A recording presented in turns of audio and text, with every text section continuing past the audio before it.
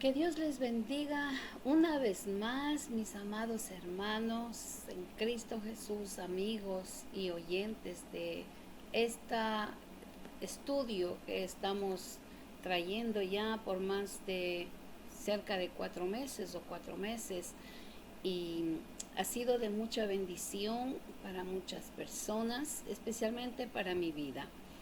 Vamos a orar para comenzar este estudio del libro de Hechos, capítulo 18, y vamos a continuar con los versículos que nos quedamos la semana pasada. Señor Jesús, te damos gracias, Dios mío, porque es tu grande misericordia quien nos mantiene aquí. Gracias, Señor, por la vida, por tu amor. Gracias, Dios mío, porque sin ti nada podemos hacer. Te ruego, te suplico que tú bendigas una vez más a todos mis amados hermanos, oyentes, amigos que se unen en este día para estudiar de tu palabra divina. Ayúdanos, grábalos en nuestro corazón y por favor que podamos, Señor amado, poner por obra. En el nombre de Jesús te pido. Amén. Bendito Jesús. Amén. Bien. En este día vamos a estudiar el libro de Hechos, capítulo 18, y vamos a comenzar con los versículos 14, 15 y 16. Vamos a leerlos y vamos a para así seguir explicando lo que quedamos pendiente la semana pasada. Vamos a leer el versículo 14 al 16. Y al comenzar Pablo a hablar, Galión dijo a los judíos: si fuera algún agravio o algún crimen enorme, oh judíos, conforme a derecho, yo os toleraría. Pero si son cuestiones de palabras y de nombres y de vuestra ley, vedlo vosotros, porque yo no quiero ser juez de estas cosas. Y los echó del tribunal. Ahora, hermanos, como la semana pasada estudiamos de este procónsul llamado Galión, di un poquito de información. Era un hermano, él era hermano de un filósofo llamado Séneca, un hombre muy conocido en esos tiempos, un hombre muy importante. Lo que a mí me impacta es que este hombre Galión, este procónsul Galión, no le interesó las cuestiones que los judíos comenzaron a presentar acusando a Pablo. Ellos dijeron que vinieron y lo presentaron y le dijeron que este hombre persuade a honrar a Dios en contra de la ley. Y Galión dijo, bueno, a mí no me interesa sus leyes, a mí no me interesa lo que ustedes están tratando, y yo no quiero ser una persona que tenga que lidiar con estas cosas. El procónsul Galión era la primera persona que hizo separación entre la iglesia y el Estado. La mayoría de personas que estaban al frente siempre mezclaban al Estado con la religión, involucraban para beneficio propio. Pero vemos que este Galión era primeramente romano, y a él no le interesaba ninguna cosa de los judíos. Es más, él como magistrado vemos de que no era muy bien llevado con los judíos. Ahora, los judíos vivían ahí, en este sitio, y tenían que acatarse a las leyes romanas. Entonces ellos no podían ir en contra de las leyes romanas. Entonces, por eso Galión les dice, ustedes mismos arreglen su problema, a mí no me traigan esto. Si es cuestiones de leyes romanas, yo les atiendo. Yo hablo con ustedes y veo qué es lo que está ocasionando el problema. Pero si es cuestiones de ustedes, de su religión, de sus palabras, háganlo ustedes mismos. Y vemos que de esa manera Galión separa la ley del Estado. no le interesa. Es más, ve que estos judíos no eran muy cómodos para Galión, no les caía bien, no les trataban bien. Entonces Galión no podía disimular la antipatía que tenía contra estos judíos. Y así de esa manera también vemos cómo la mano de Dios interviene en esta situación. Recordemos que la semana pasada Pablo había tenido una visión en donde Dios le hablaba y le decía que tenía que quedarse allí porque tenía mucha gente que iban a venir a los pies de Cristo. Y cuando Pablo recibe esta bendición, él se fortaleció y comenzó a hablar y comenzó a enseñar. Y vemos que esto que provocó estos judíos que le perseguían no llegó a males mayores. Vamos a leer el versículo 17 del capítulo 18 de Hechos. ¿Qué dice el versículo 17? Entonces todos los griegos, apoderándose de Sóstenes, principal de la sinagoga, le golpeaban delante del tribunal, pero a Galión nada se le daba de ello. ¿Quién era Sóstenes? Fíjese que cuando los judíos comenzaron a maldecir el nombre de Jesús y Pablo tuvo que salir sacudiendo no solamente sus pies, sus ropas de la sinagoga, y se pasó a la casa de el hermano gentil y comenzaron a hacer los cultos, las reuniones allí. También se pasó el que estaba en ese entonces encargado de la sinagoga. Pero ahora vemos que nos encontramos con otro personaje que está encargado de la sinagoga. Y este personaje se llama Sóstenes. Pero este estaba en la trifulca, estaba en la acusación contra Pablo. Y estaba al frente de esta reunión. Y resulta que del coraje, de la rabia que no pudieron convencerle a este magistrado romano, se voltearon contra Sóstenes, llenos de enojo, llenos de ira, y comenzaron a golpearlo y comenzaron a tratarlo mal. Y miren que Galión estaba mirando todo esto, pero él se hizo como que ese no es mi problema, ustedes arreglen su problema allí. Este señor Galión no le interesaba realmente involucrarse en las cosas religiosas de estos judíos. Entonces vemos que este pobre hombre, Sóstenes, que era el nuevo principal de las sinagogas, le golpearon tremendamente por la rabia, por el enojo, porque fue él el que organizó esta acusación contra Pablo.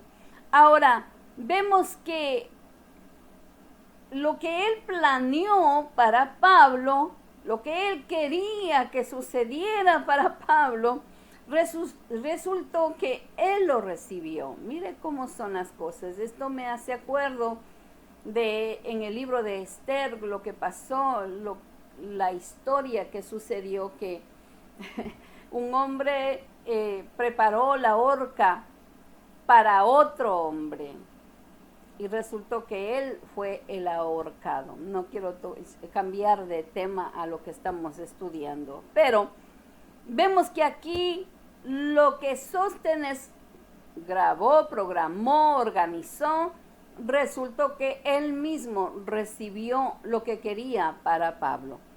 Ahora, hermanos, vamos a leer en Primera de Corintios capítulo 1, versículo 1. Pablo, llamado a ser apóstol de Jesucristo por la voluntad de Dios, y el hermano Sóstenes. Ahora, ¿por qué le nombra aquí Pablo a Sóstenes como un hermano? Pues vamos a entrar un poco en esta historia. Resulta que cuando toda esta gente, todos estos judíos que se enojaron, se enfurecidos, comenzaron a golpearle a este principal de la sinagoga llamado Sóstenes. Lo hirieron gravemente, sabe, conforme la historia. Y vemos que como a Pablo quedó libre, como Pablo no le tomaron en cuenta, no pudieron hacer nada, Pablo no se fue del sitio, de ese sitio, no se fue, se quedó ahí. ¿Y cuál fue el propósito de Pablo de quedarse ahí si aún así podía haber sido golpeado? Fue que Pablo miró la manera como trataron a este hombre. Y dice que Pablo tomó a Sóstenes, el principal de la sinagoga, y lo llevó a la casa para curarlo. Mire cómo es la enseñanza, el amor que Pablo nos enseña, el amor vivido, no el amor hablado, el amor practicado. Qué hermoso, ¿verdad? Dice que él lo llevó a la casa a este hombre para curar las heridas que le causaron la gente, sus compañeros, sus amigos, todos los que organizaron esta acusación contra Pablo. Y al parecer, según la historia, Pablo les llevó para poderle curar las heridas y al mismo tiempo Pablo le presentó a Cristo. Porque yo me imagino este hombre, ¿cómo es posible que yo hice una acusación, organicé, traje la gente, le traje ante aquí al gobernador de esta ciudad para acusarle, para que lo golpeen? Y resulta que él me ayuda a mí. Y resulta que él me lleva, se preocupó por mí. Me llevó para curarme, para tratar de ayudarme, para librarme de la gente que me estaba golpeando. Y esto vemos, hermanos, una enseñanza de amor que Pablo nos enseña aquí, de que como nosotros como cristianos debemos de demostrar a aquellas personas que tratan mal, que inventan cosas contra uno, que tratan de dañar el testimonio, que lo menosprecian. Hermanos, todo creyente de alguna manera es maltratado en algún tiempo, es menospreciado en algún tiempo. No le valoran como persona, le ponen apodos, le tienen como la divorciada, le tienen como el alcohólico, le tienen como el ladrón, y nunca el hombre perdona las cosas que ha sucedido antes, sin entender que cuando venimos a Cristo somos lavados con la sangre de Cristo y somos una nueva persona. Ya Cristo no nos llama de esos nombres, pero los hombres nos siguen llamando. Pero vemos aquí esta gran enseñanza, hermanos, de cómo Pablo no le importó a este hombre, este principal de la sinagoga llamado Sóstenes, que él fue el que provocó esta acusación, que él quiso destruir el testimonio de Pablo, pero Pablo dijo no, este hombre está en peligro, este hombre está herido, está muy mal herido, está lastimado, les llevaré a mi casa y curaré sus heridas. Y de este modo vemos que le ganó para Cristo. Gloria a Dios, hermanos. Porque por eso nos dice en 1 Corintios capítulo 1, versículo 1, le nombra a Sóstenes como el hermano. Qué testimonio, hermanos. Ahora, vamos a leer el versículo 18. Mas Pablo, habiéndose detenido aún muchos días allí, después se despidió de los hermanos y navegó a Siria, y con él Priscila y Aquila, habiéndose rapado la cabeza en Cencrea, porque tenía hecho voto. Al parecer, hermanos, Pablo se quedó algunas semanas más de los 18 meses, enseñando la doctrina, enseñando las escrituras. mayormente, hermanos, las Escrituras y levantando un liderazgo. El escritor Lucas nos dice que después de esto, ¿de qué, hermanos?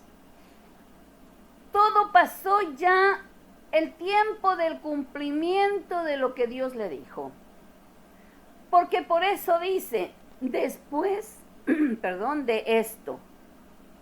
Es muy importante que tomemos mucha atención, hermanos, cuando Dios te deja ver el tiempo, la forma, cuando hay un llamado para un ministerio, cuando Dios te está guiando, cuando Dios le está enseñando, cuando Dios le está diciendo a través del Espíritu Santo, la forma, cómo usted tiene que trabajar en la obra del Señor.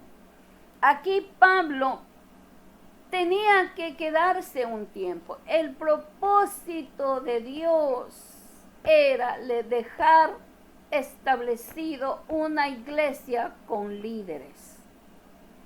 Y vemos que cuando Pablo ve que ya hay líderes fervientes en la fe, ministrando en la palabra, hermanos que se dedicaron a la obra, que miraron el testimonio de Pablo y siguieron las enseñanzas, Pablo comienza entonces a retirarse de aquí de Corinto. Y vemos también, hermanos, que esto es una enseñanza de que cuando una persona tiene un ministerio, no se queda con el ministerio para sí solo. A mí me encanta esto de Pablo. Pablo, su ministerio fue amplio.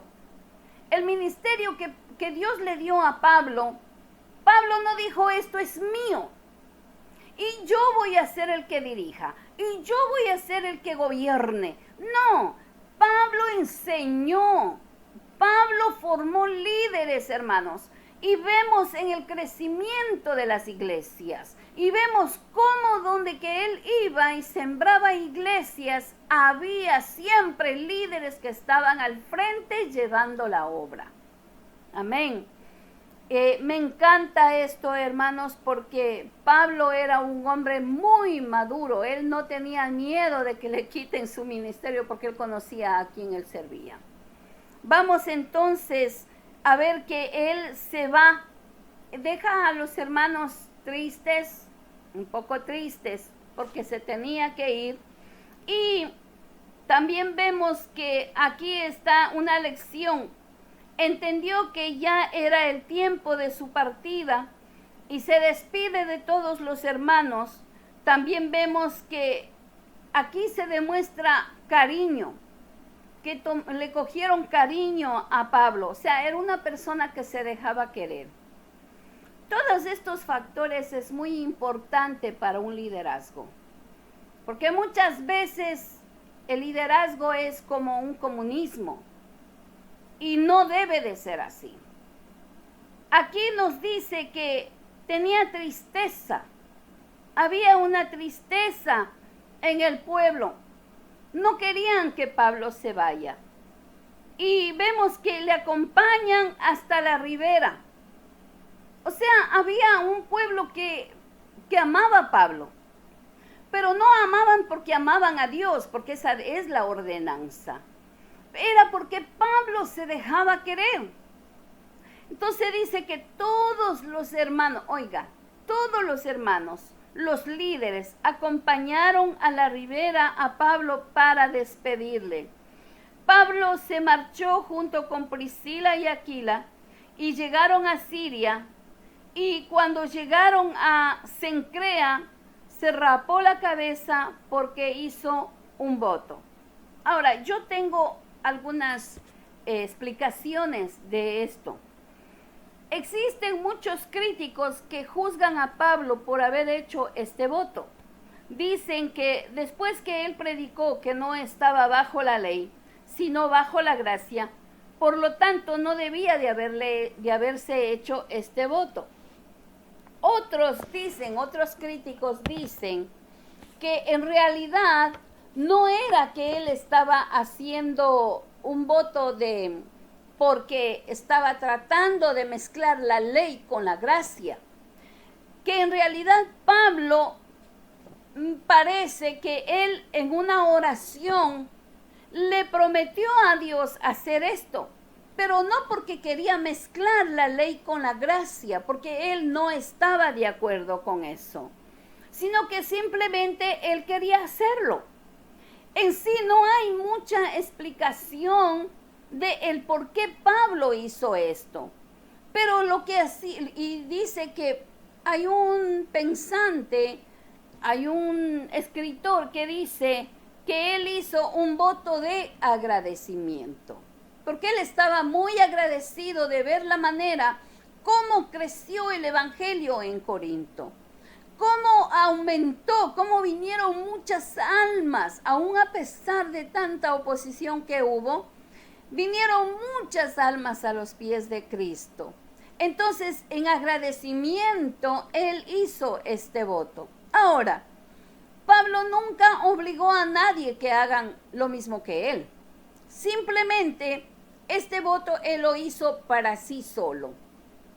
Hay algunos escritores que lo critican y otros que lo elogian. Para mí, pienso, y es la manera como dice la palabra, él hizo un voto y eso es todo. Él lo hizo porque lo quiso. Y si está marcado en la palabra, es porque yo entiendo, y creo que usted también puede entender, había agradecimiento en el corazón de Pablo. Ahora, hermanos, vamos a ver el versículo, del versículo 19 al versículo 21 del capítulo 18 del libro de los Hechos. Y llegó a Éfeso y los dejó allí, y entrando en la sinagoga discutía con los judíos, los cuales le rogaban que se quedase con ellos por más tiempo, mas no accedió, sino que se despidió de ellos diciendo: es necesario que en todo caso yo guarde en Jerusalén la fiesta que viene, pero otra vez volveré a vosotros si Dios quiere. Y zarpó de Éfeso. Ahora, vemos que el paso que llegó a Éfeso fue bien breve, porque él tenía un pensamiento en su cabeza. Cuando llegó a Éfeso, los dejó allí a Aquila y a Priscila. Y cuando entraron, miren, qué enseñanza tan grande que aquí Pablo siempre nos da en cada capítulo, en cada lección, hermanos. Todo lugar donde él llegaba, él lo primero que buscaba era una sinagoga para predicar la palabra, para enseñar la resurrección de Cristo. A él no le interesaba ni conocer los sitios, ni ver el turismo. A él no le interesaba conocer, descansar, no. Él pisaba tierra de una nueva ciudad, y lo primero que buscaba era una sinagoga en donde él podía presentar a Cristo como Salvador de sus almas. Vemos aquí que Pablo comienza enseñando la palabra, y vemos que muchos comenzaron a rogarle que se quedase. Había muchas personas en Éfeso que les interesó lo que Pablo les estaba enseñando. Y les decía: quédate un tiempo más, queremos aprender más de lo que tú estás hablando. Pero Pablo dice: tengo que irme, quiero llegar a Jerusalén, quiero participar en las fiestas. No detalla qué tipo de fiesta por el momento. Y dice: y en ese caso yo regresaré. Y vemos que Pablo quería estar allí. Ahora, hermanos, vamos a leer el versículo 22.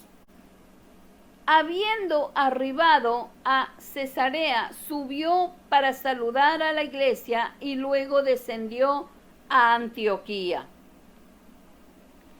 Pablo llega a Cesarea y es muy posible que llegue a la casa de Cornelio.